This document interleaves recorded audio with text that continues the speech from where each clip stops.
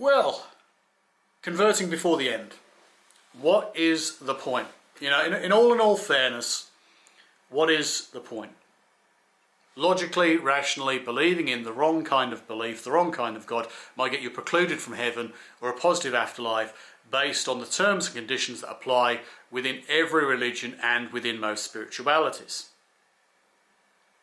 So that doesn't help, does it? Pascal's wager is a fraud.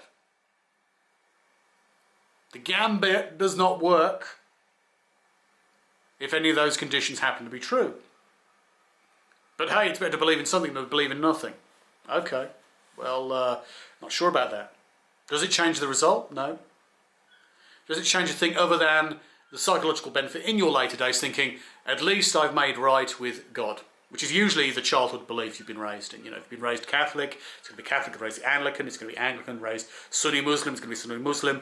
Raised, Hindu, you're going to go back to Hinduism perhaps, or perhaps with a new belief which you converted to because you found that to be more palatable at some point in your life. Whatever the case. Embrace Judaism because your great-grandmother was a Jew. You know, if that helps you in your later days, great. It says nothing about the truth, the validity of the religion, but the psychological benefit at the end is what you gain.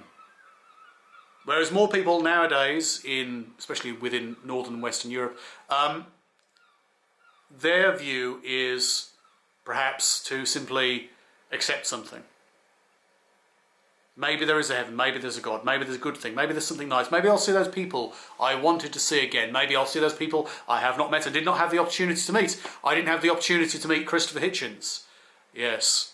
Much to my chagrin, much to my regret, I converted far too late, and then he got cancer, and then it was like, oh right, I won't get to see him after all at a atheist event or a skeptic event or something of some kind at some point somewhere.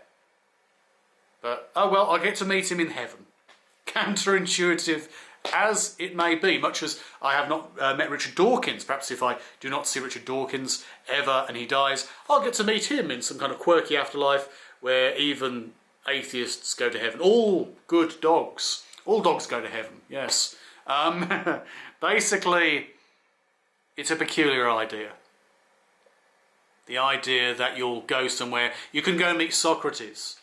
And because it's heaven, there's no language barrier. It's all thought and it's all instantly translated because it's all through the spirit and the mind, the exploration of intellect. I mean, that's the only real advantage, perhaps, if there was an afterlife, if you could actually have an intellectual afterlife, something beneficial in that regard. But I know it's fiction. I know as much as a person can know that this is not something which is confirmed as being valid, therefore it is either fiction or so improbable that any number of other alternatives could exist. So I don't really need it, I suppose. But for those people who do, and perhaps I will when my mind is weaker, when my mind is lesser, perhaps I will think, oh, I wish this was going to happen, or that was going to happen. Because maybe, just maybe, that's what it is. The inability of the mind to process non-existence, in the strictest sense. And to deal with that, in the end, when your intellectual faculties fade, your emotional ones destabilise, and you're left with the difficult questions, which you can no longer process and no longer come up with intelligent answers for. Out of fear, many decide to convert to this view or that view, whether it's a strict ideological view like that of a religion, or a more broad idea that you'll return to, I don't know, some kind of afterlife, or you'll be in the care of Odin, or whatever the case may be. For many people, that's sufficient before the end.